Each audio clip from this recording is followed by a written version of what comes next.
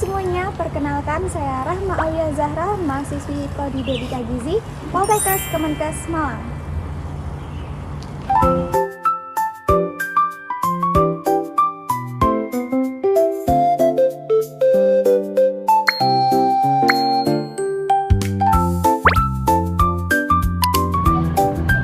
Pernah nggak kita melihat anak lebih tertarik membeli jajanan daripada makan makanan yang sudah disiapkan di rumah?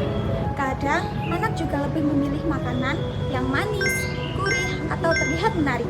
Sementara, sayur dan buah justru ditinggalkan. Nah, dari sini kita perlu mulai memperhatikan sebenarnya apa pola makan yang baik untuk anak. Jika kebiasaan ini terus terjadi, pilihan makanan anak bisa menjadi kurang beragam.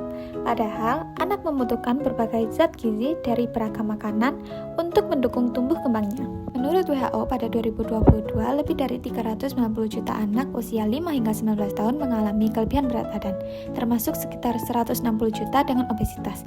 Ini menunjukkan bahwa masalah gizi bukan hanya kekurangan, tetapi juga kelebihan gizi. Di Indonesia, UNICEF, Kemenkes, dan IDAI juga menyoroti pentingnya mengatasi masalah gizi serta menerapkan pola makan yang beragam dan seimbang sesuai kebutuhan anak. Dari berbagai fakta tersebut, kita bisa melihat bahwa pola makan anak memang perlu diperhatikan. Tapi sebenarnya menerapkan pola makan yang sehat pada anak tidak harus sulit.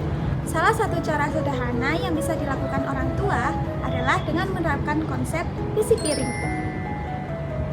Pola makan yang baik membantu anak mendapatkan zat gizi yang cukup untuk mendukung pertumbuhan dan perkembangannya. Dengan asupan yang seimbang, anak dapat tumbuh sehat, lebih aktif, dan memiliki energi untuk belajar, bermain, serta mendukung prestasinya. Sebaliknya, pola makan yang tidak seimbang dapat membuat anak mudah lelah, kurang aktif, sulit berkonsentrasi, dan meningkatkan risiko terjadinya masalah gizi, baik kekurangan maupun kelebihan gizi. Lalu, bagaimana cara sederhana menerapkan pola makan seimbang?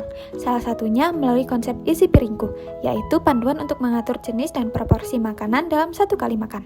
Bukan hanya membuat anak kenyang, tetapi juga memastikan isi piringnya seimbang. Tengah piring diisi sayur dan buah, sedangkan setengah lainnya makanan pokok dan lauk sebagai sumber energi dan protein untuk mendukung pertumbuhan. Dalam satu kali makan, piring anak perlu diisi dengan makanan yang beragam. Ada makanan pokok sebagai sumber energi, lauk sebagai sumber protein, kemudian sayur dan buah sebagai sumber vitamin, mineral, serta serat. Jadi, bukan hanya nasi dan lauk saja, tetapi perlu ada variasi makanan di dalam satu piring. Yang perlu diingat, isi piringku tidak harus menggunakan makanan yang mahal atau sulit dibuat. Yang terpenting adalah variasi dan keseimbangan. Misalnya, nasi dapat dipadukan dengan ikan atau telur, sayur, dan buah. Dengan pola makan yang beragam, kebutuhan gizi anak dapat lebih terpenuhi sehingga mendukung pertumbuhan, belajar, bermain, dan aktivitas sehari-hari. Dalam penerapannya, orang tua mempunyai peran yang sangat penting. Anak biasanya belajar dari apa yang mereka lihat di rumah. Jadi, orang tua tidak hanya menyuruh anak makan sayur dan buah, tapi juga perlu memberikan contoh.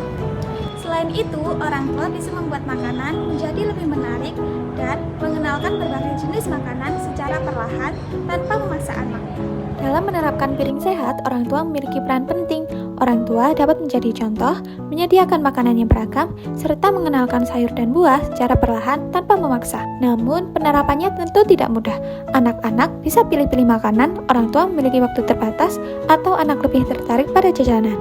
Karena itu, perubahan tidak harus langsung sempurna, tetapi bisa dimulai dari kebiasaan kecil yang dilakukan secara konsisten, demi mewujudkan anak yang sehat, aktif, dan tumbuh optimal. Mulailah dari hal sederhana, sediakan sayur, buah, dan variasikan sumber protein. Batasi minuman manis serta makanan tinggi gula, garam, dan lemak. Buat makanan lebih menarik, lalu lengkapi dengan makanan pokok, lauk, sayur, buah, dan air putih sesuai kebutuhan anak. Jadi, untuk mulai menerapkan piring sehat, kita tidak perlu langsung melakukan perubahan yang besar. Mulai dari hal sederhana seperti menyediakan telur dan buah setiap hari, memberi variasi sumber protein, mengurangi minuman manis, dan makanan yang terlalu tinggi gula, garam, lemak, serta membuat makanan lebih menarik untuk anak. Berikut adalah contoh dari isi piringku. Dan jangan lupa melakukan aktivitas mendukung dari isi piringku. Pada akhirnya, piring sehat bukan hanya tentang makanan yang ada di atas piring, tetapi juga tentang kebiasaan yang kita bentuk sejak dini. Mari mulai dari satu piring hari ini, karena piring sehat adalah investasi untuk anak yang lebih sehat, aktif, dan hebat di masa depan.